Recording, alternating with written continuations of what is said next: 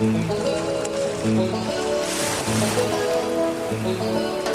listening to Binging the Devil's Fruit, a One Piece manga read-through podcast where sometimes during the binge, we take a break, kick back, and put on a movie or TV special. And sometimes we even bring along friends.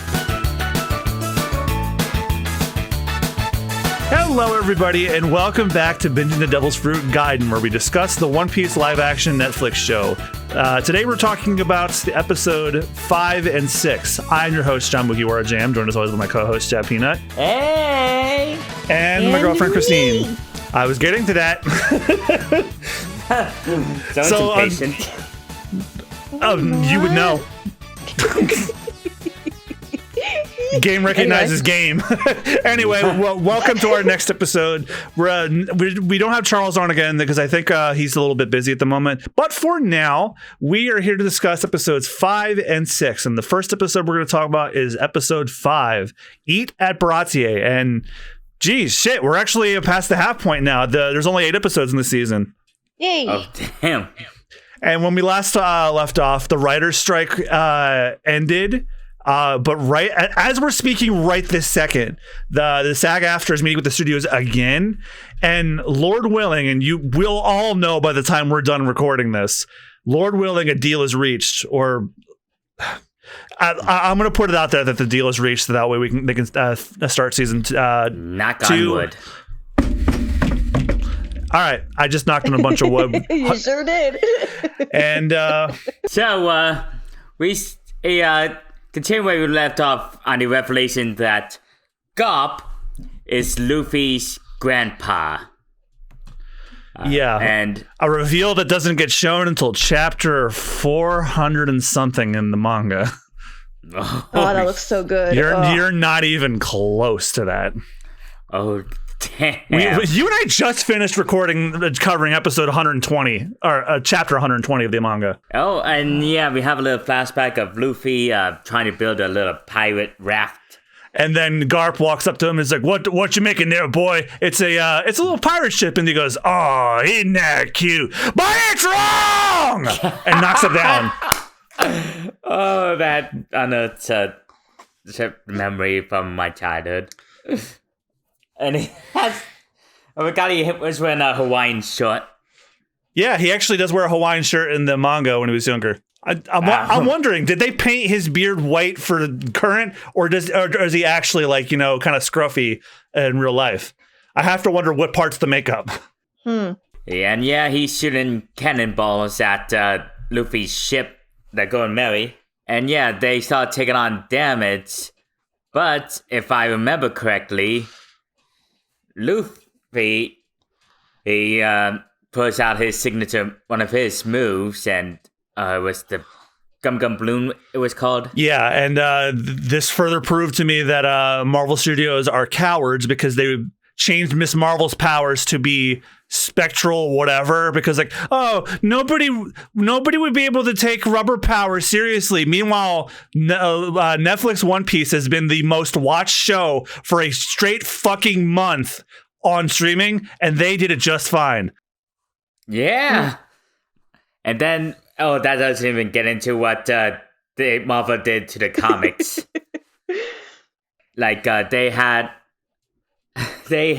They actually cut off Miss Marvel and rebooted her as a mutant, just like in the MCU. That's stupid. Mm-hmm. And then she joined the X-Men. But it's not stupid. Yeah. And Garp, of course, wants them taken alive because he wants to set an example to Luffy. More lore that the Netflix show is creating. Luffy, Garp is talking to him through a Den Mushi megaphone, a thing they don't have. I freaking love those things. I know, it's great. Yeah, they just have them as cameras and phones in the. Oh yeah, and then Garp literally starts throwing cannonballs. And before you ask, yes, he does that in the manga. But in the manga, they're bigger. Holy shit. And then when Luffy fires it back with the Gum Gum Balloon, Garp's not pissed. He's actually overjoyed. I wonder why that is. So, yeah, I don't know. Maybe he's proud of his son for being able to stand up. probably not happy that he's a pirate, but he's like, yeah, that's my boy. I mean, I don't know what to feel here. Yeah, and I'll do Cody or Hanepo. It's Kobe, Austen. I don't know where you're getting Cody from.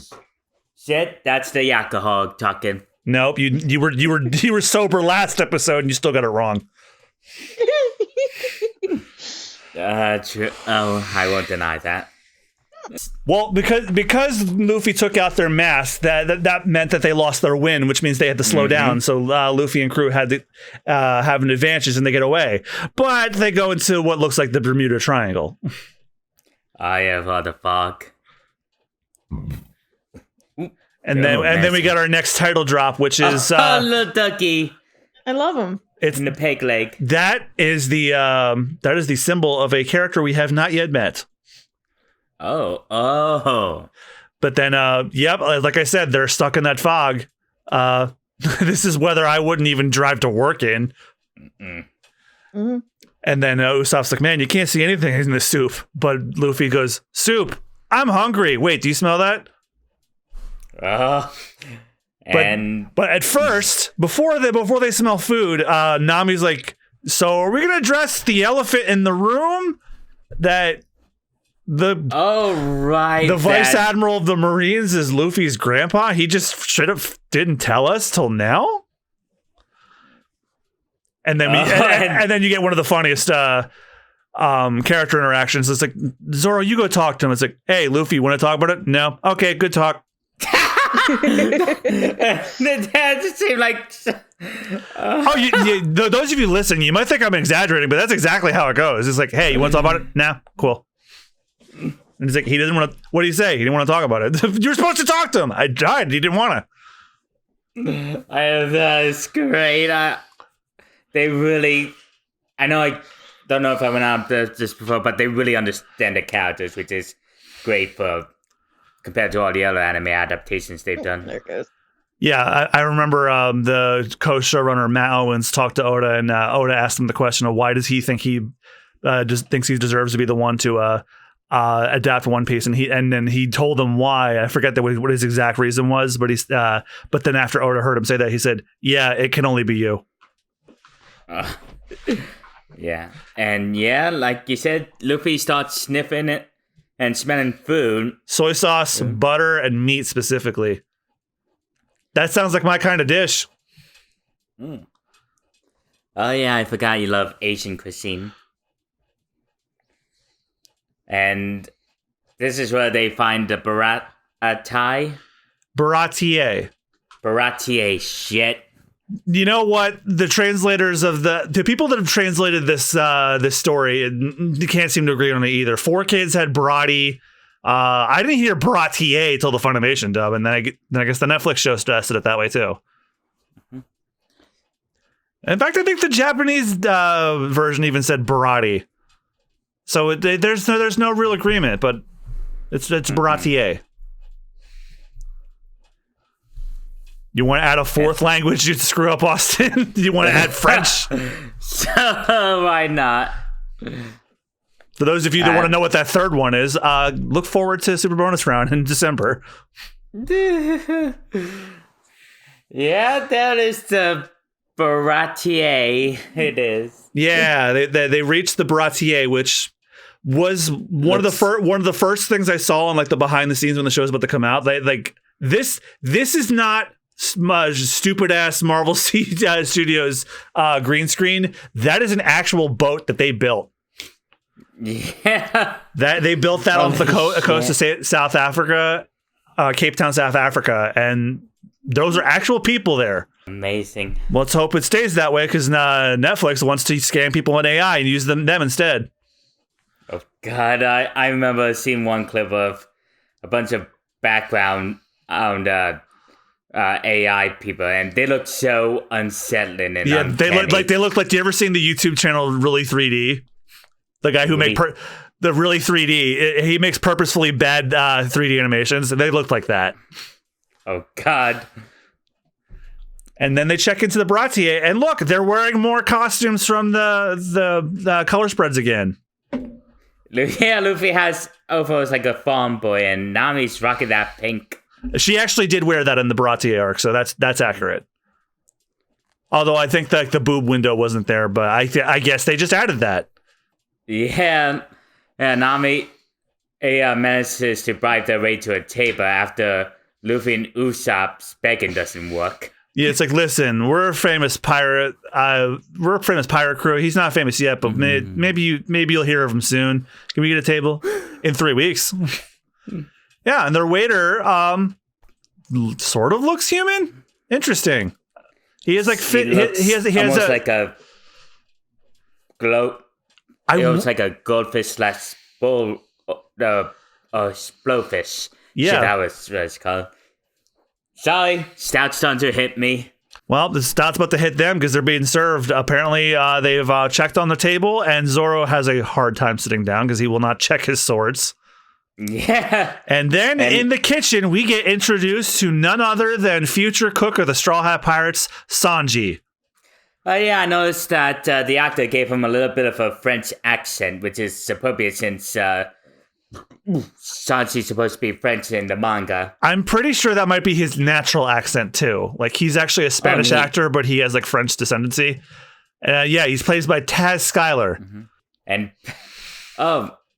I thought his name was Patty with D, but they named him Patty after, like, the hamburger. Yeah, like Patty and Carne, but Carne doesn't appear to be in here because I guess they couldn't find anybody who didn't look like Cheech Marin. Mm-hmm.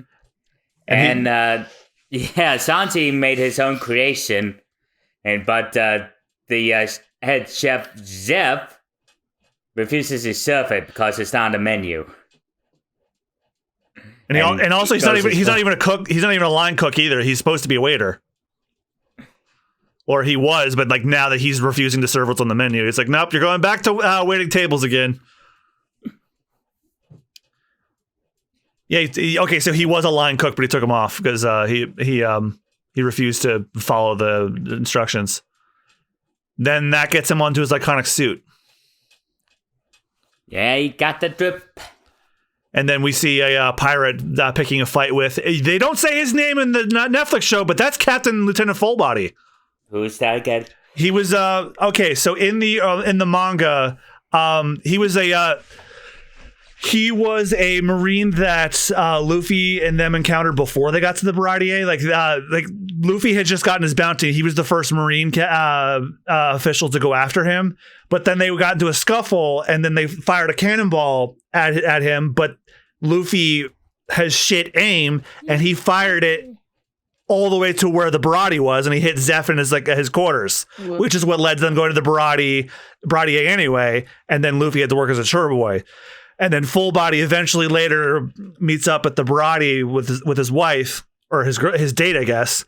And then he tries to he doesn't like that Sanji's making moves on his woman, so then he tries to insist that there was a fly in his soup. But Sanji beats the shit out of him. So wait, who? Captain Fullbody is the guy in the pink. Mm. Like, he's not named in the Netflix show, but that is definitely him. Show me a picture. Oh, he's in the Times. Yeah, he shows up later, but like this is what he looked like in his first appearance. Yeah, that's pretty spot on. Missing the scar on his cheek. Yeah, I don't see a scar. It's probably there. Like, you can't really see Luffy's. Mm-hmm. Unless you like literally look at it. Comfy on the cushion, buddy.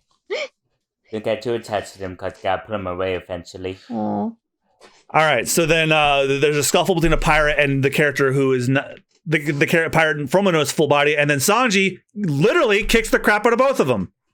Mm-hmm.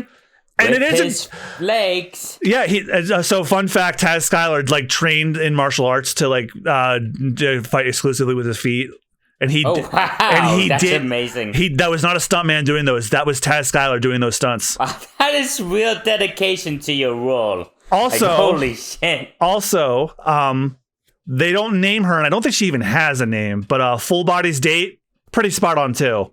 Let me see if I can look her up real quick before I get a picture of her. Yep. The woman's name is Moody. Yep, that's definitely her. Oh, see, well, got the codes and everything. Yeah, they followed like to the letter this. So yeah, Moody looks on in horror. But man, it's a shame that they don't have this expounded upon because then you don't get the satisfaction that Sanji basically just cut full body. But then he brings the muffins over to the Straw Hats table. And he's like, "Welcome to the shitty restaurant. How can I shittily serve you?" Austen, you'll get the original context of that line very soon, actually. But then he's rude as hell to the rest of the Straw Hats. But then he sees. Yeah, of course. Then he turn on that charm, and his demeanor turns on a dime. And frankly, I don't blame him. Anyway. So then he takes their order, and there's like, let's just order a bunch of beers. And she's like, would you like some wine, madam? Water. Sparkling mineral water? Water. Thank you. And then they leave. And they're like, he was hitting on you. All right, Austen, you may continue with the summary. They order a bunch of food. And go for it a little bit. So this might be like the closest the crew has felt to being a crew so far. Like, yeah, they got a ship and everything, but like this is like them legitimately hanging out. But then not all is fun and games because we're going back to Garp and his crew while they're trying to fix the mast, I should say. And the mess of a mast. Yeah, which set them back by a day or two. Jesus. So Garp starts to get a little desperate. So he thinks of a guy who can help him with this little problem. Yep. And not just any guy. Well, first he has to dial his snail phone and call up a friend. And who that friend might be? First he hears death and destruction on the phone.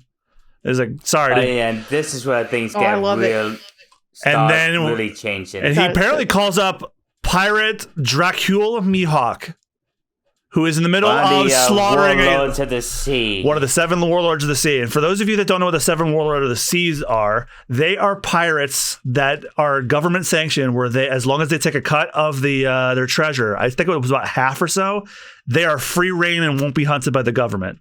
And Dracule Mihawk is one of those 7. And Garp, being desperate, decides, you know what? If we're stuck here, I'll just levy my power to make Mihawk do that. But Mihawk's like, I'm kind of in the middle of something. And what's that something? He's facing against a crew of the Pirate Krieg. Yeah, who were the real villains of the Baratie arc. Okay, this is the first this is a massive change from the manga. Yes, Mihawk did indeed appear in the Baratie arc of God, that scene was so cool. Oh. But Mihawk stumbled in after sleeping.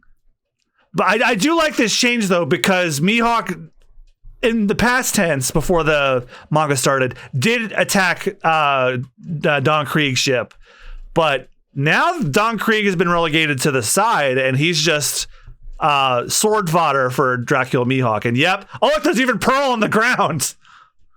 Oh, so I didn't notice that the first time around. So Don Krieg goes up against Mihawk, and if anyone's wondering, like, oh, this would be some of the changes that John wouldn't like, right? I'm like, no, I'm kind of in line with the fandom. And in terms of villains, Don Krieg is like one of the most boring of the entire franchise. Like, he just has weapons and gold armor. Beyond that, he's just basically fucking nothing. Mm-hmm. But I do like that they adapted material that actually was in the manga, because like Mihawk attacking Don Krieg's ship did in fact happen. You just didn't see it. But they changed it so like, nope, this is their final encounter. This is their first and only encounter, and Mihawk deals with them easily. And they even have it's not the Howie scream or the Wilhelm scream. It's like another stock scream I've heard all my life. And then you hear it come from the snail phone. And the Don Krieg pirates are basically done. Kobe. Hold on, Christine hasn't said anything in a while. Yes. Sorry. So can you say Don Krieg is Don Krieg? He. First thing you say in a while, and it's a goddamn pun Thank on you. Rich's level. Rich would be proud of you, and you know what he'd say? Yep. Not even the alcohol can make that funny. So Austin, since you recently read the Baratier arc, how did you feel about Don Krieg being relegated to new villain fodder instead of being the overarching villain of the Baratier arc now? Yeah, honestly, the East Blue villains, he didn't have much of an impact compared to the others, especially not like Buggy or Arlon, or hell, even not like Calador or well, what was her name? There is another Alvida. Alvida was important. But Alvida is way more important than Don Krieg is, because Alvida, she was the first villain, and that's who Kobe was working underneath. Don Krieg, there's an aspect of his story that we'll get into as the episode goes on that makes it important, but you don't really need Don Krieg for that, so I'm fine with it. If you were gonna cut one villain from the main story, I'm happy it was Krieg. Who fucking cares? Yeah. So they're enjoying their meal, and they have a toast, and my God, some of the food that Luffy's eating looks so good. Oh, especially that beer. I actually have to wonder if Luffy and them actually are drinking. Well, I know Zoro's drinking, but actually, wait, they're all under the legal drinking age. So yeah, they're all. But then again, it's the laws of One Piece are applied differently. And since when do pirates follow the law? Exactly. That's kind of the whole point of why they're not following the law. But they also bring up again, it's like, so are we at all going to address the fact that your grandfather is a vice admiral? And then the rest of them are like, well, as pirates, we were going to go up against the government eventually, so it's just a matter of and then the check comes in, and then he hands it to Sanji, and Sanji's like, oh, no sir, thank you. It's not supposed to be a generous amount. It's in the generous amount of I owe you some other time. Oh, okay, so Luffy's drinking milk. Yeah, Luffy's not much of actually, he does drink, but he just doesn't drink nearly as much as Zoro does. He's even got the penny straw. And yeah, Chef's not happy about the IOU, but Luffy insists he'll pay him once he finds the One Piece. It's like I can pay you in future credit. The only thing more worthless to me than that is NFTs.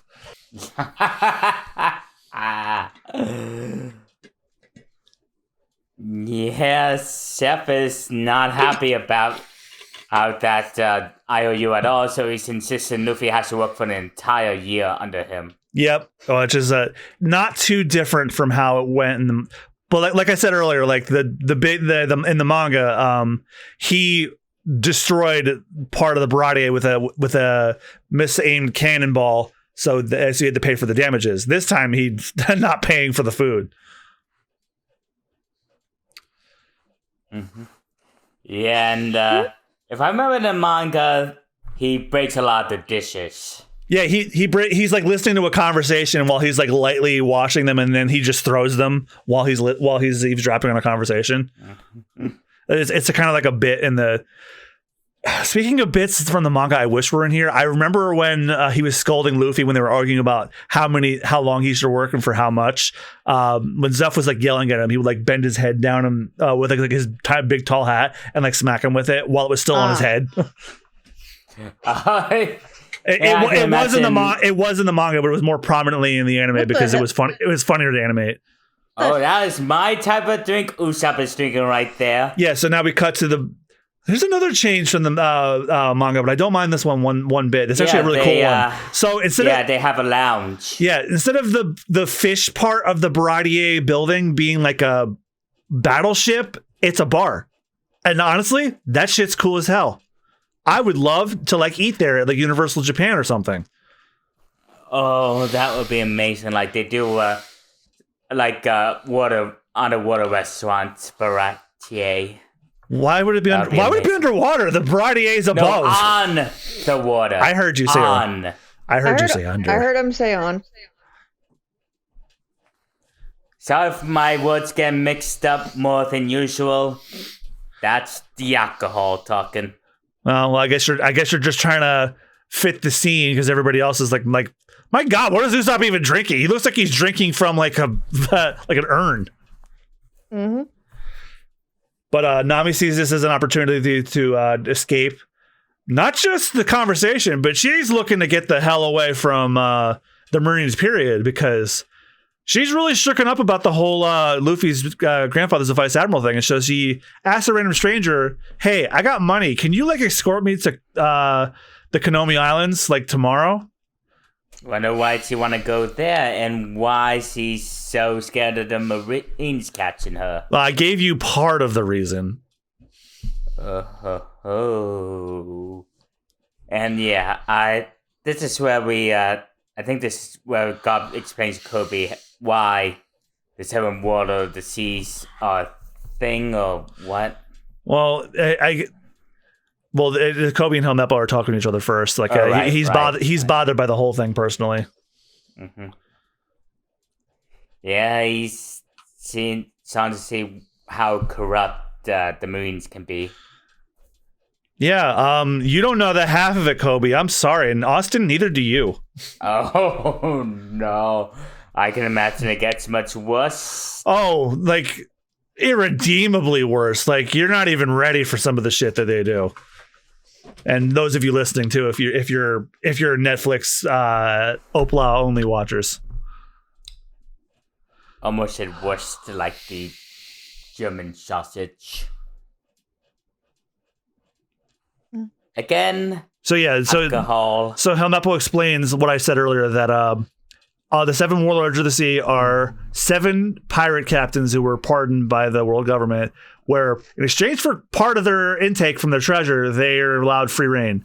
But they're also at the beck and call of the Marines if they need them for something. Like, hey, I need you to take out this person or defend this person, or I need you here while we do this. They have to answer. Mm-hmm. And surely nothing can go wrong when a pirate is sanctioned by the government and is allowed to do whatever they want, free reign, scot-free, right? Mm-hmm. Stay tuned for whatever season 2 is supposed to be adapting. Oh no, I can only imagine what that's in reference to. And for now, you'll have to. But either way, I guess we cut back to Luffy doing more chores. And has he washed a single one of those dishes? I doubt it. At least. Oh, I guess this is his next round. They're not in pieces, so obviously they're not. But yeah, Luffy gets a moment where he talks to Sanji alone in the kitchen after everyone's gone home for the night. Oh yeah, and I actually like that dialogue where Luffy says, "I don't really have two regrets. No point in looking back." Yeah, it's something my uncle likes to say. You can't go backwards; you only go forwards. Mm-hmm.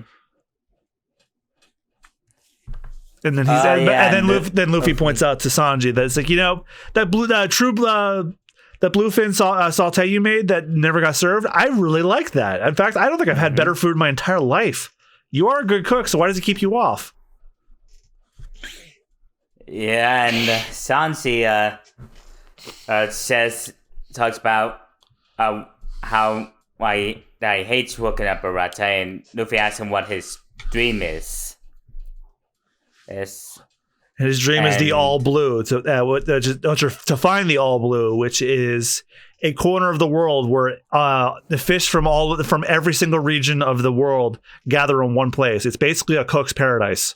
We're like, whatever you want to make, whatever you want to make with whatever animal fish you want to cook it with, they're all in one place. You don't have to like scour the world for them. Just pick one from right there. So it's like the one piece of fishing spots. Well, we still don't even know what the One Piece is. It's just a treasure. But like the all blue is allegedly the all blue is allegedly a place where fish from all over gather, and not to mention fish that haven't been seen. Period. Huh. Yeah, and Luffy insists he should follow that dream, but Sanji says he can't cause he owes a debt to Chef F. And what is that debt? Well, do we find out in this episode or next? The next one. But the next one. First, opportunity comes knocking on the door. Well, opportunity for someone to eat because they need to eat. He's from the manga. Yeah, so Don Krieg and all of them are dead, but Geen is still in this. Interesting. Yeah, interesting that they still keep this in the manga. Yeah, even though I was certain that all of Don Krieg's crew were decimated and we wouldn't see Geen at all, but then all of a sudden he shows up. He's probably just the one that got away. Yeah, and Shanti's about to cook him a meal after he begged, but Patty, of course, isn't happy about Shanti cooking for free. But Shanti insists that he can't just let a man starve. Yeah, I wonder why he might think that. So, while the ad's playing during our coverage, the reason why I brought up that this is weird is because Geen is a member of Don Krieg's crew. For those of you that haven't read the manga or watched the anime, Geen's a member of Don Krieg's crew, and he plays out the same. He begs for food, says he's starving. Him and his crew are decimated, but then he eventually goes back out to sea to Don Krieg's crew, and Don Krieg and tells them, "Hey, there's a great place that I was saved by them." And then Don Krieg comes in. He's like starving and everything too, and begs to be fed. Everyone obviously refuses, but then Sanji, of course, feeds him. And it's of course, as soon as Sanji feeds him, Don Krieg goes whole hog and destroys the place and tries to take it for himself. Obviously, that can't happen here because Don Krieg is fucking deader than dirt. 6 feet under. Do. Yeah, remember that from episode 2 of Peacemaker? No. I haven't watched Peacemaker since it first dropped. Yeah, and Luffy tells him about the One Piece and how he's gonna go to the Grand Line, but what was his name? Geen warns him that they came from the Grand Line. I'm looking for the One Piece. It's 3 letters, Austen. G-I-N. G-I-N. And Geen warns Luffy to just forget about it because of how deadly the Grand Line is. Like, he was part of an entire pirate armada and they got decimated. Meanwhile, Usopp is drunk off his goddamn ass. Mm-hmm. Like a certain somebody in this call. Hello. Usopp, that makes 2 of us. One more stout and Austin will be doing that instead of recording with us. Look at him go. Obviously, since this is a podcast, he's like dancing. He's drunk, wearing some shades. I'm surprised it's not in the socks and underpants doing risky business. Oh, God, I get it. Ugh. And now we get to my favorite scene of one of my favorite scenes of this series where Zoro and Nami have a moment and Zoro really wants to know what Nami's thinking. It's like, all right, you know what? I'm tired of all this. Here, let's play a game. I guess something about you. And if I'm wrong, I have to drink. But if I'm right, you do. Vice versa. And then that's how they get to know each other. Mm-hmm. Zoro guesses Zoro makes it a drinking game. Of course he makes it a drinking game. He's like, no matter what, he's gonna drink anyway. It's like, I bet you come from a rich village and have a ton of freaking friends. She's like, nope, I come from a small village and have no friends. And then Zoro's like, I don't see a downside to that. I get to drink. Yeah, I remember in the manga the chapter just went through. Nami can really hold her liquor. Yeah, there's a later. Well, they might adapt that in season 2, so let's not dive too much into that. But there is a scene where, like, Nami, she outdrinks an entire town. Oh wow! Huh? And so talked about his backstory. And she's like, I bet you had no friends. It's like, I had one. You drink. It didn't matter who was who because they both drank because they were both wrong. Yeah, so can't resist a reason to drink. It's like, let's just make a game out of it, I guess. And then meanwhile, Garp is munching down on some steak. Ooh, that Like grandson, like grandfather. Jesus Christ! Oh He just my picks up. g- He picks up yeah. a whole fucking slab. Yeah. He's got Luffy's. No wonder where Luffy got his stomach from. It is interesting though, like because like Garp's favorite food is rice crackers. I'm surprised they didn't adapt that, but I guess they needed to make the connection a bit easier than that. Mm-hmm. It's fine. Like I imagine if Garp wasn't marching down on rice crackers, it would be just straight up meat. Mm-hmm. And this is where Kobe confronts Garp about the hypocrisy of the 7 warlords of the sea, or if you're an anime purist who doesn't like translation, Shichi Bukai. It's the 7 warlords of the sea. Translate.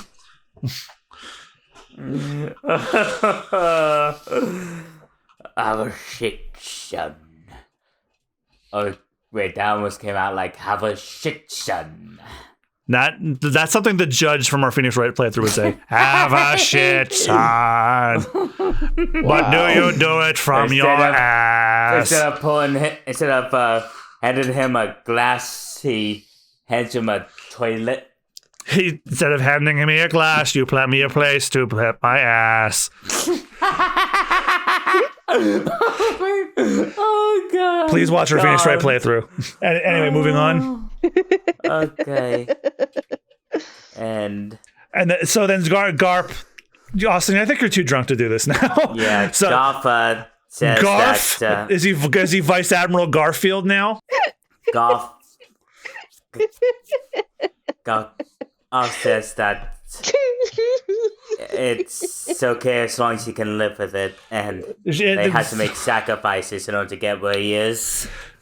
So yeah, Kobe basically is like I thought the Marines were all about justice, but turns out you're just like every other corrupt organization that says they're about justice. It's like, listen, being a Marine is all about your code of justice, and if you want to be a proper Marine, the question you have to ask yourself is whether you want to live with that hypocrisy or not.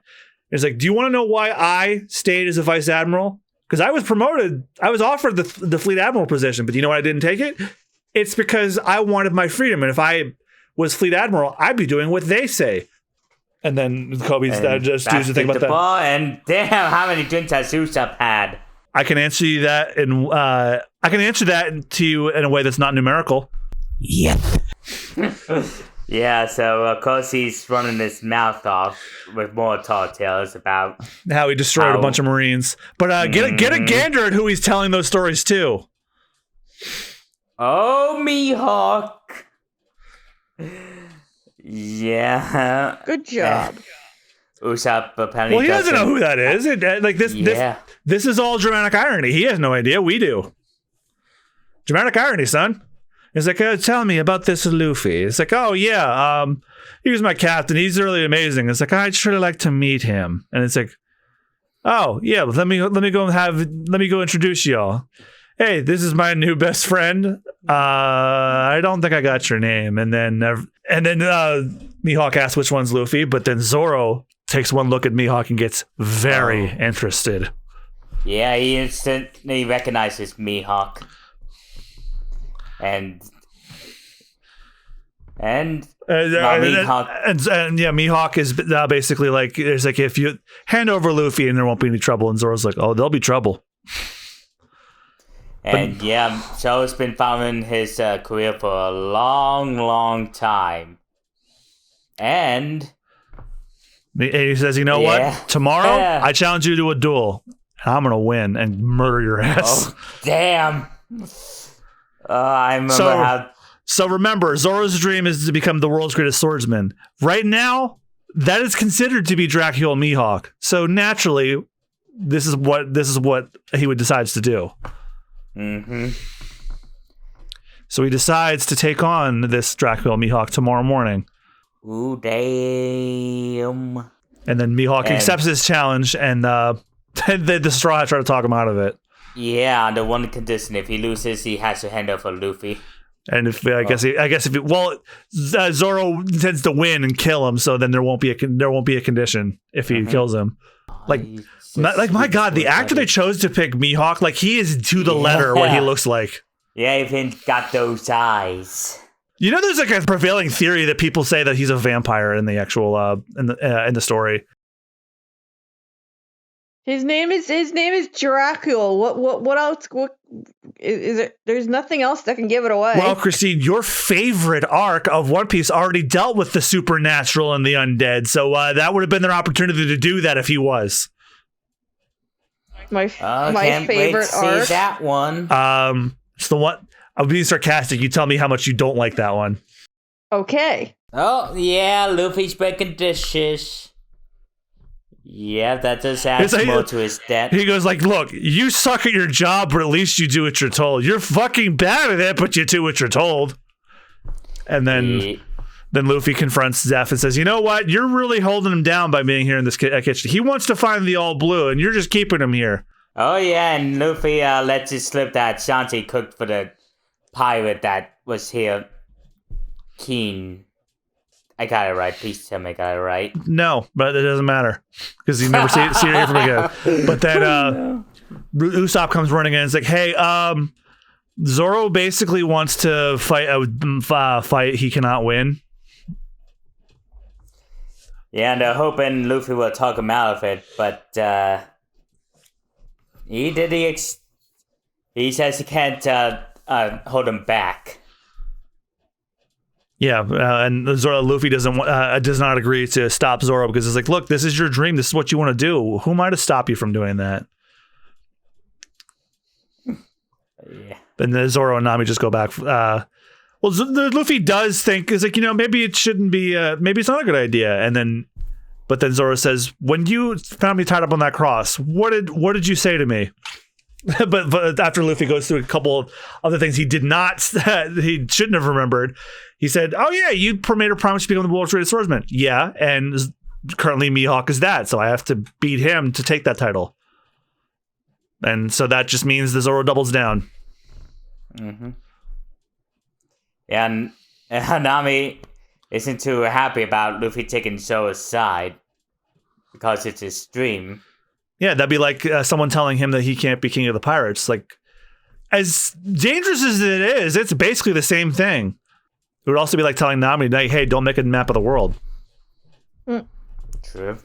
Oh, but then we get probably one of the most important lines in the scene. It's like, why do you care whether or not I fight him? And then Nami says, but because you're my friend, you idiot. It's like, I remember you telling me you didn't have any friends. And then that's where the conversation ends. Mm-hmm. So Nami ain't happy about that one bit. And then we get to the scene. Probably, well, first Usopp's puking in a bucket. Which if you're not careful, Austen, you'll be doing too. I don't think I threw up from alcohol yet. I might have gotten drunk enough to compare beer bellies, but so far no vomiting. What about when we went to go see Mario? Oh shit, I forgot all about that. Yeah, and then you dropped your mask on the turlet. I still can't believe I did that. Oh shit. Yeah, you didn't remember until I brought it up again. I'm even more of a clutch when I'm drunk. And then Nami sees this as an opportunity to just fucking run away already. She's like, you know what? I'm out of here. I'm hopping on that ship. But I guess she gets second thoughts for a moment. Mm-hmm. And then we get to the scene where Zoro confronts Mihawk in front of the Baratier. Oh, yeah, this was an amazing fight. And the reason it was amazing, it was because with some exceptions, it was basically how the fight goes down.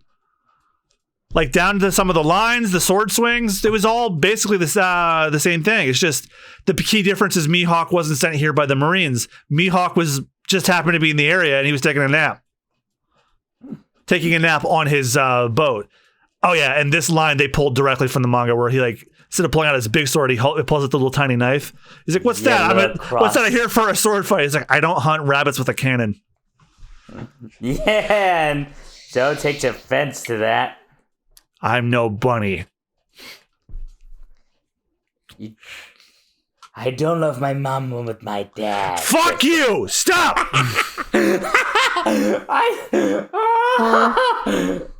Here comes details, Christine. Here comes Roronoa Zoro hopping down the Barati trail. Hippity hoppity, Mihawk's gonna die. Wow. And so, Yes, I thought of that right on the fly as I was saying it. Yeah, despite Mihawk's puny blade, he's doing a good job holding off Zoro. Yeah, he's holding him off with a knife no bigger than his finger.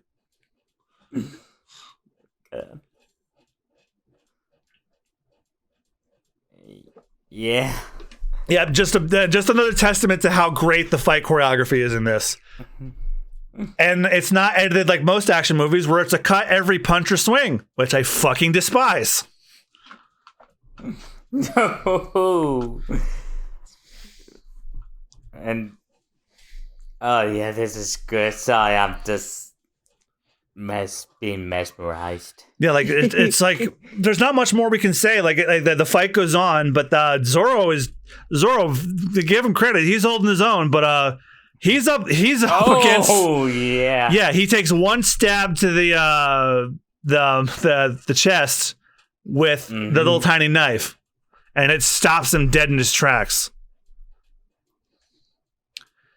And then Mihawk asks him, "Why haven't you run? Why aren't you running? Why aren't you running?" And Zoro says he can't, otherwise his dream will be lost forever. It's like I intend to become the world's greatest swordsman. That means I defeat you. Yeah, Mihawk does have to give Zoro props for being brave, despite knowing he's gonna die. He could die. Yeah, but Zoro refuses to. He refuses to go down and show his back, and then we get to the big line of the scene, which of course is Zoro's. Oh, actually, hold on. First, he has to attempt this. He attempts his finishing move from One Piece Grand Battle. Oh shit! That's where it's from. No, well, it's from the manga, but I've been playing a lot of Grand Battle Rush, the Japanese version of the PS2 game, and this is his finisher in that. Except in the video game, it actually works. So for those of you listening, he puts his sword back in his mouth, spins them, and does the 3,000 worlds attack. And they clash in true samurai Akira Kurosawa style. But this is like pause, but his sword's all about one shatter. Yeah, the Wada Ichimonji is fine, but the other two, they're done. They're just nothing but sticks now. But instead of falling over in despair, Zoro stands up and faces Mihawk with his arms out, and then he's like, "What are you doing?" And he says this is the line, the iconic line: "The scars in the back are a swordsman's shame." And he just puts his arms out and basically just tells him, "Hit me." And then Mihawk goes, "Okay, bet," and slices him across the chest. Oh. Another interesting touch. Like Nami and Usopp are like holding hands in fear. And then Nami starts doing that to Luffy too. Yes, feed the ship. Feed the ship. Oh. And then Zoro goes down as that slash across the chest. Yeah, so if you've seen him in the art where he has like a big giant scar on his bare chest, this is where I got it from. The more you know. And then before Mihawk leaves, he asks Luffy what his goal is, and he says, "I'm going to find the One Piece, and I'm going to become king of the pirates." And then he's like, "Well, that's a bigger goal than his." And he's like, "I don't care." He's like, "Okay, cool." Yeah, he says that goal is even more dangerous than facing him. And because he can't help but be impressed by Luffy and Zoro's dream, he decides not to bring Luffy into the Marines or kill Zoro. Yeah, he's like, "Hey, you might not be worth the money. I'm going to just go back and take a nap. Peace." He doesn't say that, but I know manga Mihawk. He'll get back in like his little creepy Castlevania chair boat ship and with the green candles and just go out taking a nap. And then Zoro delivers his other iconic line before passing out, where he says, "From now until I beat him, I swear never ever to lose ever again. Do you understand me, Captain?" And Luffy agrees. And then Zoro passes out. which ends the episode. And yeah, that's the end. No, it's the end of episode 5. Oh, the end of the episode 5. Which honestly, no, I don't know about you guys, but this might be, if not one of the best episodes of the first season. Like, not just hell yeah, just for the fight alone. Not just because it's 1-to-1. Well, not entirely 1-to-1 with the original manga, but like, man, like. Even when this proved to me that One Piece can be adapted for live action. Like, they did this scene almost 1-to-1. Granted, they're not all gonna be like that, but yeah. Cool. But yeah, so that's episode 5. So now let's talk about episode 6, the Chef and the Shore Boy. Chef and the Shore Boy is episode 6. Chef and the Shore Boy. Chef and the Chore Boy. God damn. Anyway, Zoro's on deathbed. Fuck you. So Zoro is, as they put it in The Princess Bride, mostly dead. Mm-hmm. And Luffy is like, Luffy's made to contend with his choices. He's just staring as his friend is just dying. Like, this is the most introspective Luffy's been, I think, so far. He's just spacing out. But then Nami says, you need to go back to the Bride and find like a doctor or something. It's like, and I'm like, oh, I don't know, Nami. We're not going to meet that reindeer till like the next season. It's like, no, find a doctor on the Bradier. Oh, right. Dr. Brady. You got it. Mm-hmm. And, Chef and Sanji are still up to the old shit. Calling each other shitheads and eggplant. Or crap geisha. No, I think they go with shit in the Netflix show. They just go. So then Sanji's trying to cook while Zeph is under his is just hovering over him like an annoying helicopter parent. And that's when Luffy comes in and asks for help with Zoro.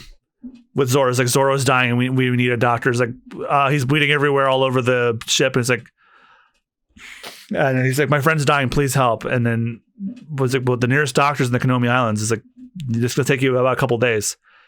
But then Sanji, having no medical expertise, but he probably knows some remedies, starts getting to work. But then Zeph also relents eventually. Mm-hmm. And then one of the things he requests is a yellowtail, which apparently, and first we get our title drop with Sanji's kind of insignia. It's just missing his hair. So then Zeph comes in to inspect the body. Well, it's not the body yet. He's mostly dead. He's not dead yet. Inspect show his wound, you mean? Yeah, and then he cuts open a yellowtail and then slices up the pieces and put it over the wounds to sterilize. Which, fun fact, my grandmother is a retired nurse, and I asked her about that yellowtail thing and asked her if that's a real thing, and she said it is. Oh, wow. So what he's doing, I wasn't sure. I was like, is this just a plot? Is this just like a MacGuffin plot device that they were just doing just because they obviously didn't have a doctor? No, this is a real thing. He sews him up and then puts fish skin on him to, close the wound up. It is an old seaman's trick. And my grandmother, retired nurse, said, yeah, it's a real thing. Yeah, but still, Zoro lost a lot of blood, and Chef warns him it might be too late. Hey. He's got one foot in the grave and the other foot in the real world.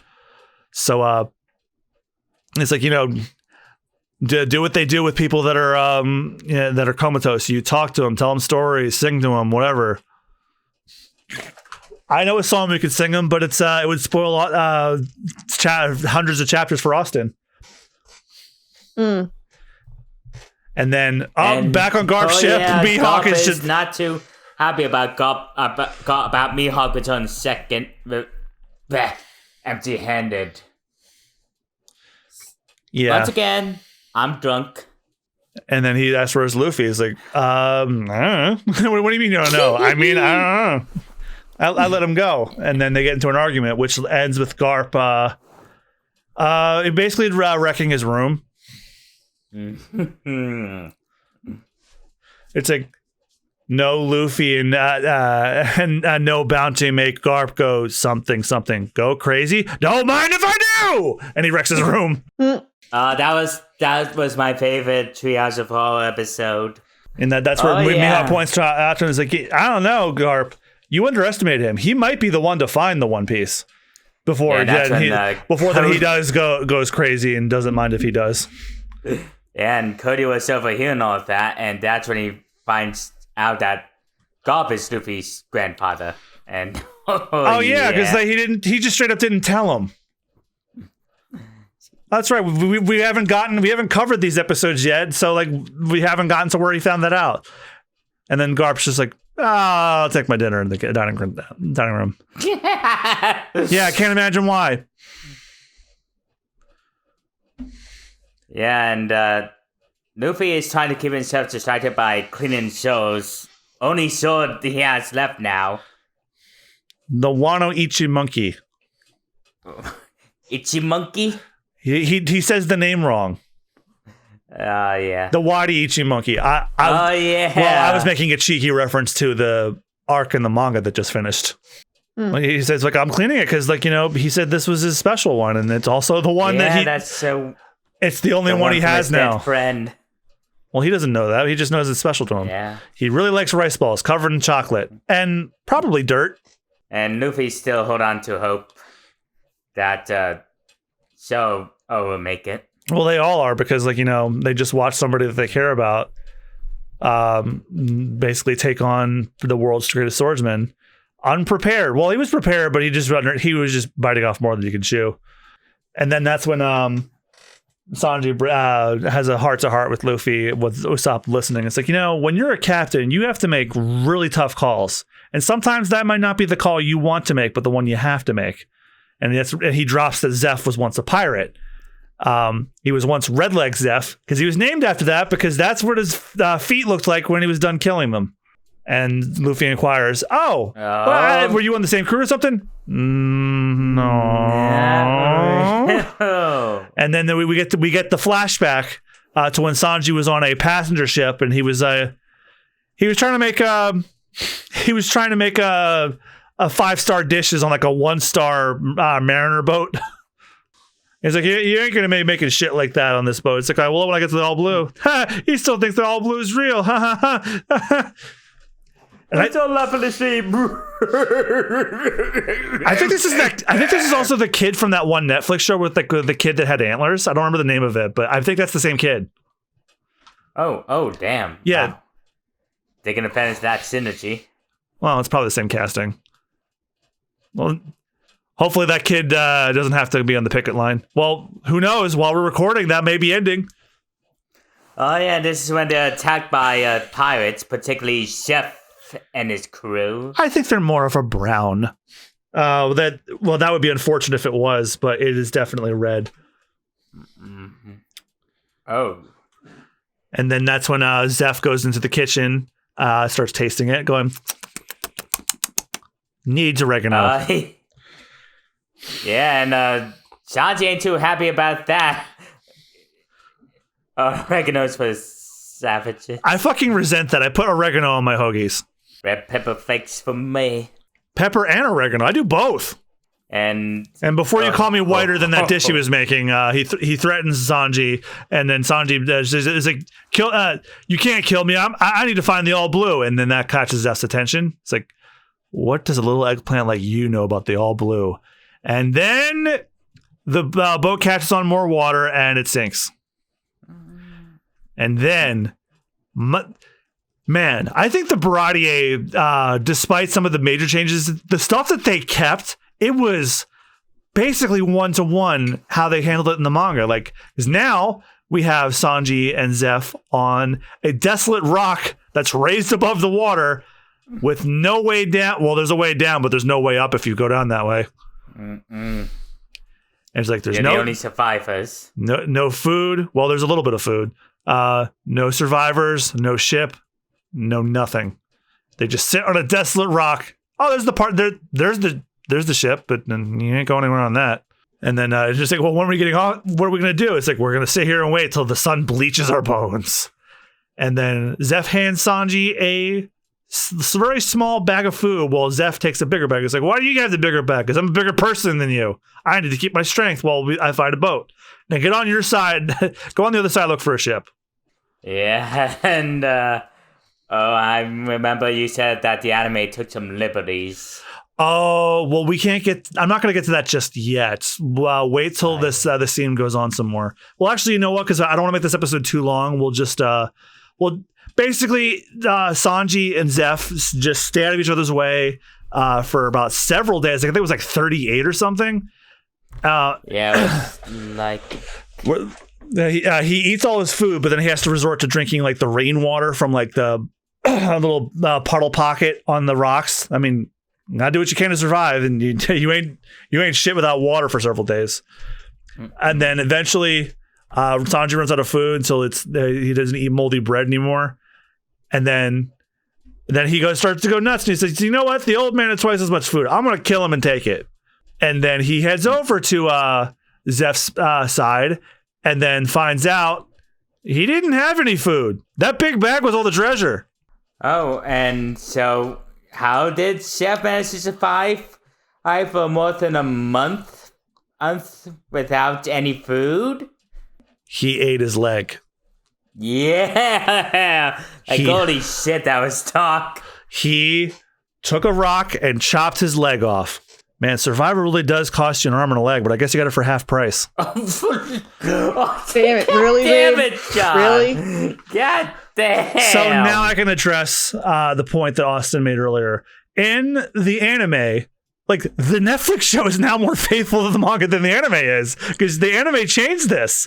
In the One Piece anime, when Zeph and Sanji go underwater, Sanji started to sink to the bottom, and Zeph goes after to save him, but he gets his leg he gets his leg caught in like an anchor chain, and then he gets caught in some debris and can't get out. So then he uses the chain of an anchor to wrap it around his leg, and he uses that to like pull on it and chop his leg off that way. Then he goes down and saves him.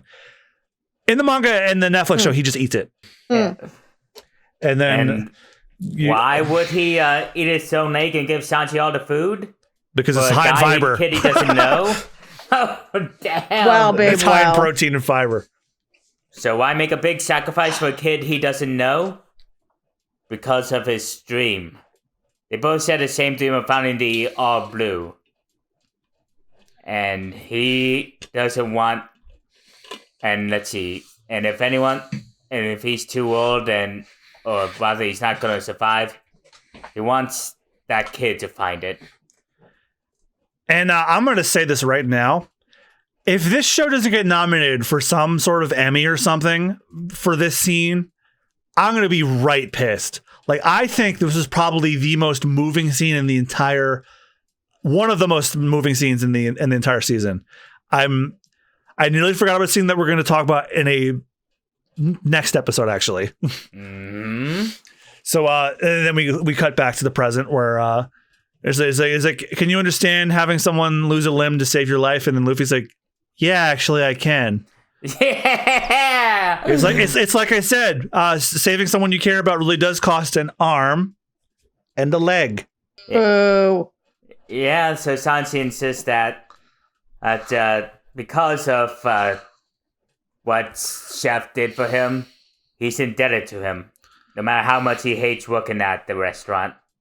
And then Nami is reading to Zoro, but the story she's reading knocked me over the fucking head. Like, I don't even believe they did this deep cut this early. Okay, Austen, the story she's reading to him is an actual story in the manga from a arc that you and I will not be covering for probably another couple of years. Oh, seriously? It's from the Skypiea arc. It's the Nolan the Liar legend. Nolan Liar Skypiea. Skypiea is the arc that Funimation started dubbing after the 4Kids dropped the license. Is that the one with the Eminem lookalike? Yeah, well, the Nolan the Liar fable is introduced in Jaya, the short arc before it. Mm-hmm. We'll get there. We'll get there. Don't worry. For those of you still listening to that are only listening to the live action, as of recording, Austin's still in the middle of Little Garden. Mm-hmm.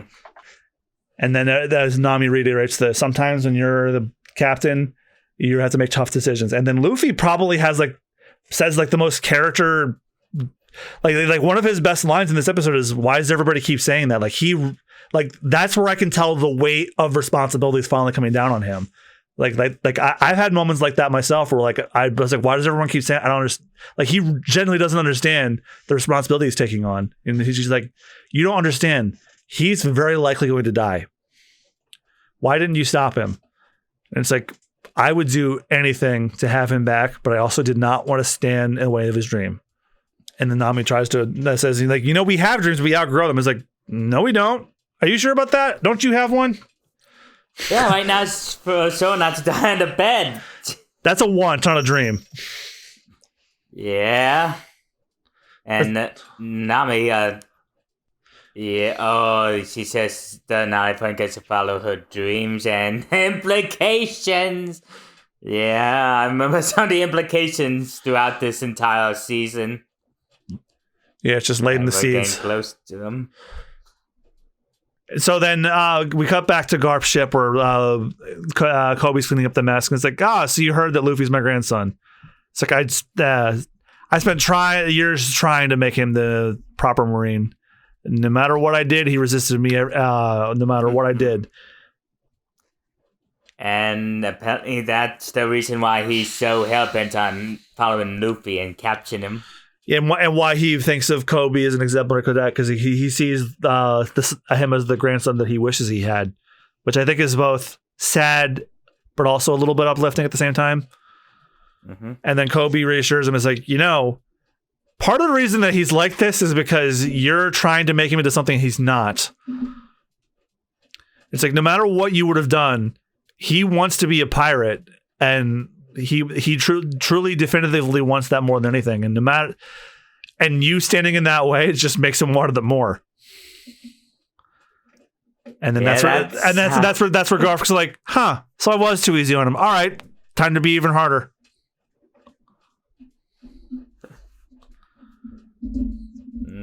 Sorry, the alcohol. And then we get probably one of my favorite exchanges between the two. It's like, so what? You just saying I just let him be a damn fool pirate? It's like, would that really be the worst thing? But then more trouble brews, and here's where they really deviate from the manga. Yeah, because we see some big fish allegedly swimming its way to Baratier. Thank you for correcting yourself. And I was half finding the fish. They were fishmen. Along in his crew. Minus one of them. And then and then the apparently that's what they reveal. It's the fishman waiter was of course a fishman. And he's like, how can I serve you? Serve. Huh. And then that's where and then the waiter says, there's no tables for a couple of weeks. It's like, I see a table. Really? Where? This right here. And he picks up, rips a guy off of the one table. Yeah, damn. So Arlong and his Arlong, Chu, and Karubi have arrived at Baratier, which I will again stress, but I won't stress too much. Never happened in the manga. Arlong never even set foot out of Arlong Park. And that's when Zeph comes out and it's like, you know what? If you don't cause any trouble, you can have whatever you want for free. It's like any meal you want off the menu. It's like, I already have a meal. Pointing to the meal that he's just stole from that one guy. And he's like, I'll tell you what. I know Monkey D. Luffy is here, and I want you to bring him to me before I finish my meal. Because if you don't, the rest of the people in this restaurant are going to be my dessert. Oh ho ho.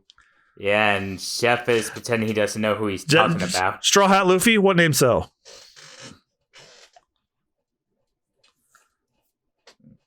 And... oh, right. Why am I not... yeah,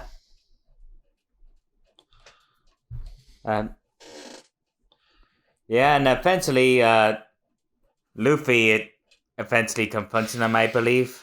Well, first... Usopp informs Luffy of what's going on after Luffy's been inspecting Zoro's I want to say corpse, but he's not. He's mostly dead. Remember in Princess Bride? He's unconscious. He's mostly dead. Remember? You just really have faith in him, John. I didn't say that he was dead. I said he was mostly. Did you not watch The Princess Bride? Are me and Christine the only ones? It's been a while, okay? It's been a while. I was going to say, me and Christine are really the only ones. And then, Nami's the first one to warn. It's like, oh, the Arlong pirates are here. We need to go the fuck out. They're after you and they're after the map. And they're going to tear the place apart if Zeph doesn't hand you over. But then that's where the rest of the Straw Hats and Sanji at this point decide, no, they're here because of me. We're going to kick them out ourselves. Yeah. Yeah, Luffy and Sanji ain't planning on running at all. Nope. I think that guy that Arlong confronts is actually in the manga too, but I just don't remember. Yeah. He looks familiar. Yeah, and Arlong is where he boasts about how fishmen are superior to humans. Another thing from the manga. Yeah, that he's racist. Mm-hmm. The David Duke of Pirates. No, Arlong's not that kind of racist. We haven't gotten into, like, look, Arlong, don't get me wrong, he is 100% speciesist or racist, whatever you want to say, but it's not grounded in like white supremacy or anything like that. Mm-hmm. Again, they do bring this up in the show, so I can talk about it a little bit because it's part of like Arlong's whole character arc and all that. But they don't get into like the why that stuff is why he's like that until much later in the manga. But a familiar face hops out of a bag. In this case, a head. Buggy the Clown. Which Luffy still doesn't get his name right. Yeah. Because, it's a running gag. Like every time Luffy confronts Buggy asks, hey, do you remember me? And Luffy goes, no. Yeah. It turns out Buggy has literally been the ears to everything that they've been going on. And that's how they were able to track him. He kept his ear in his hat. Yeah, which was real sneaky. And also weird. Yeah, I like that touch. How they just embrace the weirdness of One Piece. And oh, yeah, back in the dark red bag. No, not so dark red, Sandy. Oh, the delivery on that was really fucking funny. He's like whining like a child. And then Arlong proposes to Luffy. He's like, look, I'll forgive you and all these people if you bow down to me and serve in my kingdom. He's like, no. It's like, I serve no man. I'm not a man or fish. And Arlong insists he will be king when he gets the map to the Grand Line. I will be king. Stick with me and you'll never be enslaved again. And then Zeph tries to shoot him from behind, but Sharkskin, not exactly one for being punctured by bullets. And then Karubi... Bullets don't work, John. And then Karubi breaks Zeph's peg leg and knocks him down. And that's when Sanji springs into action. Also, again, he's doing his own stunts here. This is not a stuntman. Damn. All right, Austin, I've talked a lot. You can take over for summary. Unless you're too drunky. Yeah. What was the name of the... Oh, yeah, I forgot about Usopp hiding behind the table, under the table. Uh-huh. And that Manta guy just makes quick work of Sanji. Karubi's the one with the and then Chu is the one with the big lips. He doesn't have his big kisser fish lips though. But he does have just giant lips. And Arlong's nose is not nearly as long. But that probably would I think they said in that interview, it's like, well, if we made it as long as it was in the manga, it would probably fall off from the weight. Yeah, Luffy tries punching Arlong, but it doesn't seem to do much. And then no. Oh yeah, he's just making he's not absolutely showing any signs of slowing down against Luffy. Nah. And then he throws him out of the Baradier, literally. Yeah. And during the fight, they continue to talk until someone manages to... oh yeah, I forgot about this scene where Nami confesses to a unconscious sorrow about why she never had any friends. Because they end up getting hurt by her. Yep, and in doing so, she takes the map and kind of says goodbye to him, and then she runs off, heading towards the ship while Luffy and Arlong are finishing their fight, and then and then the fight continues, and then but Arlong manages to get the jump on Luffy, grabs him and threatens to eat him, but then Nami pulls up and says, "Don't. If you wanted to kill him, he's got devil fruit powers. Just let the ocean do it for you." And then and that's where she feels that he works for Arlong. Yep, her tattoo on her left shoulder proves it. That's why you never saw her with bare shoulders, because she's been hiding that. Yeah, Luffy doesn't believe it, but Nami insists this is true. Even Arlong says that Nami is her most loyal member, and Nami insists that they have what they need. They should just go. Yeah, and then that's also when Nami proposes, just throw him in the ocean. He'll just drown, and that's exactly what he does. He throws him in the ocean until Luffy seems to sink until Sanji comes out shirtless. They're like, God damn! I mean, I'm still a Zoro fanboy, but I'm not gonna sneeze at Sanji either. No, Taz Skylar is pretty damn hot. I am not like, when I saw him in costume, I'm like, why did they make him so damn cute? Yeah. And Luffy is coughing up salt water. Yeah, and he still refuses to accept Nami being part of Arlong's crew all along. And I will pause here for you, for all three of us. All along. Just admire that screen for a moment. Mm-hmm. Don't lie. Don't say that you're not.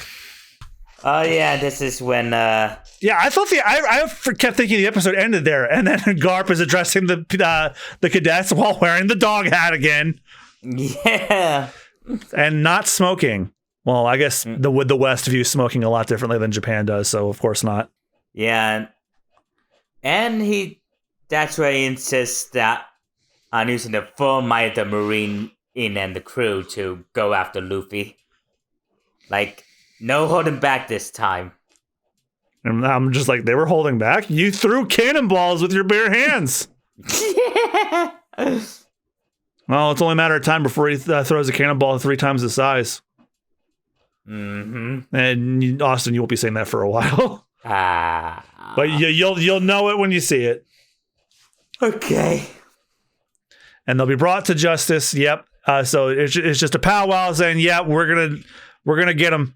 All right. So we then cut back to the destroyed Baratier, where Zeph just picks up the pieces, quite literally, as best as he can, because his peg leg's been destroyed. And then that's he finally has a conversation with Sanji about him being held back here. And Zeph basically tells Sanji, like, it's like quitting is staying here, even though Sanji says he doesn't want to quit. It's like, I don't want to quit. It's like, well, you're quitting by staying in this restaurant and not going after the All Blue. That's why I saved you. Yeah, like, turns out the reason Chef has been so hard on Sanji and making him hate working for him. He wanted him to leave. Yeah. And honestly, that's relatable.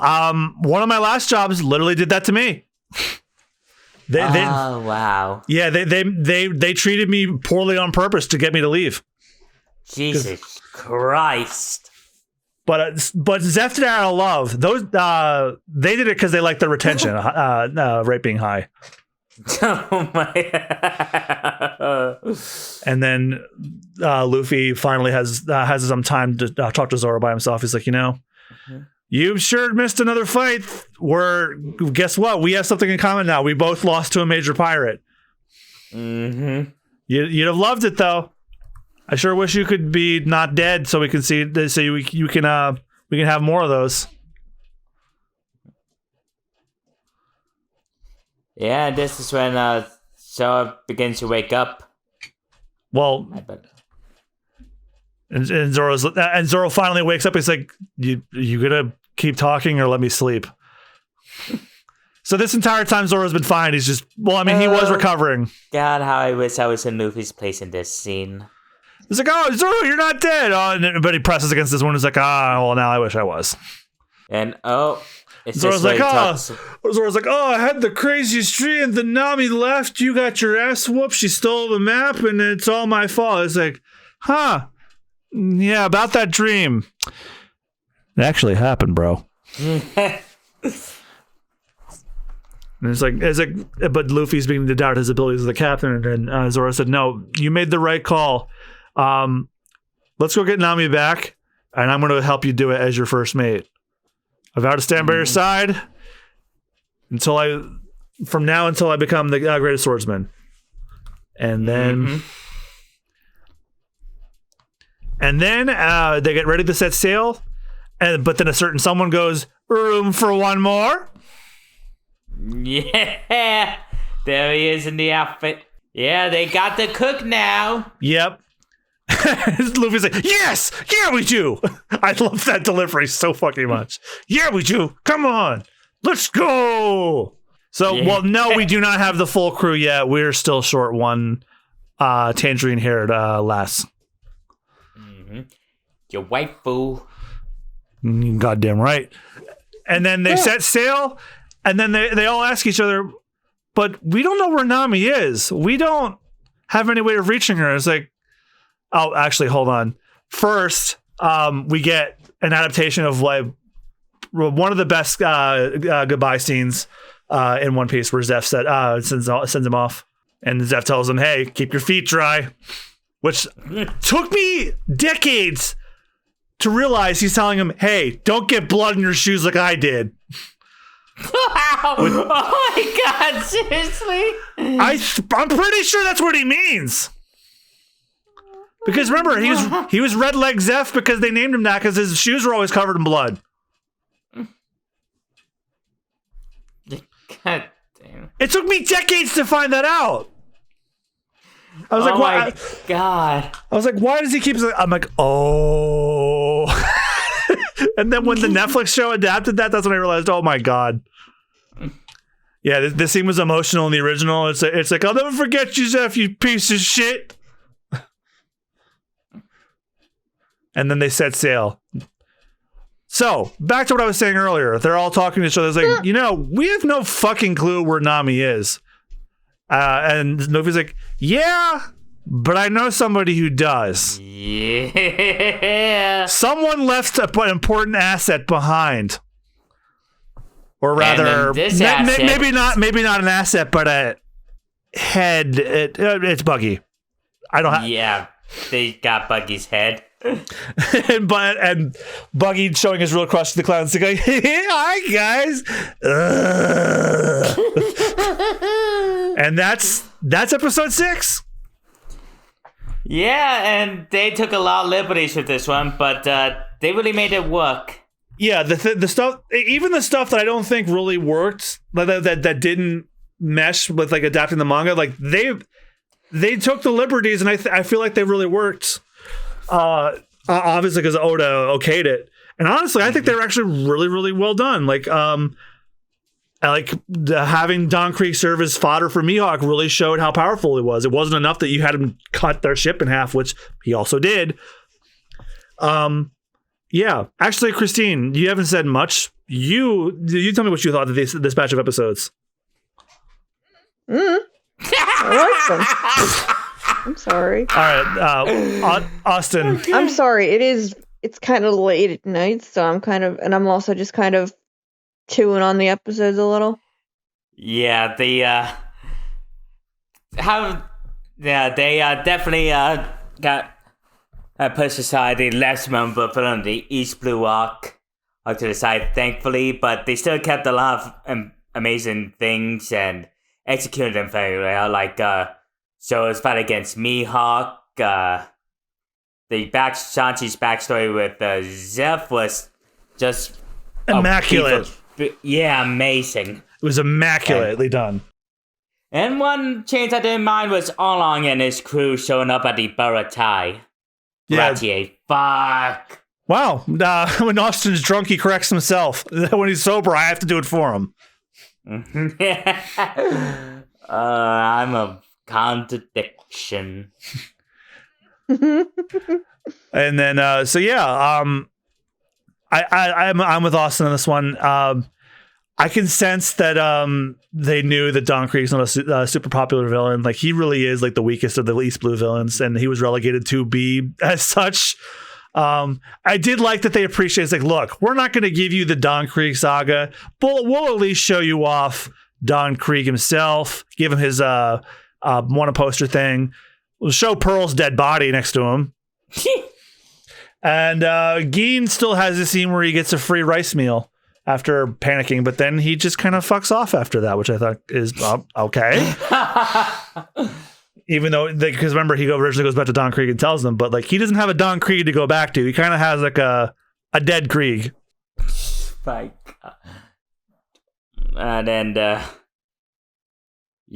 I absolutely love the inclusion of Buggy being an unwilling eyes and ears for all along for tracking down Luffy, especially with how his ear was just hiding in Luffy's hat the whole time. Yeah, that was pretty great. Yeah. And so I'm just a little too tipsy right now. And the fight choreography in general was like getting most definitely, especially in that sword fight. Like, Jesus. That plus Taz Skylar's fancy footwork, pun fully intended. I think that also the set for the Baratie is gorgeous. The sets were gorgeous. The highlight was the Baratie. All right. Anyone else have anything they want to add before we end this episode? Nah, I'm good. Nope. All right. So next time on Binging the Devil's Fruit Gaiden, we will just be discussing episodes 7 and 8, the very last episodes of One Piece live action season 1. Until then, I've been John Mugiwara JM. I'm Chad Peanut. Christine! What? Say goodbye. Bye. And remember, when binging the Devil's Fruit, it's better to take your time consuming it and enjoy it without... Because if you don't, you might, facing your death, and might have to have like a piece of that meal attached to your skin because you got a cut wound. Just eat slowly, please. Bye. Bye. Thank you for binging the Devil's Fruit with us today. If you'd like to enhance your binging experience even further, for just $3 a month, not only do you get access to episodes 1 week before they go live for the public, you also get exclusive access to our commentary tracks for our One Piece anime movie special reviews on our Patreon. The review episodes themselves will always be free to all listeners, but if you want the commentary tracks, that's patreon.com/superbonusround. Thanks for your support.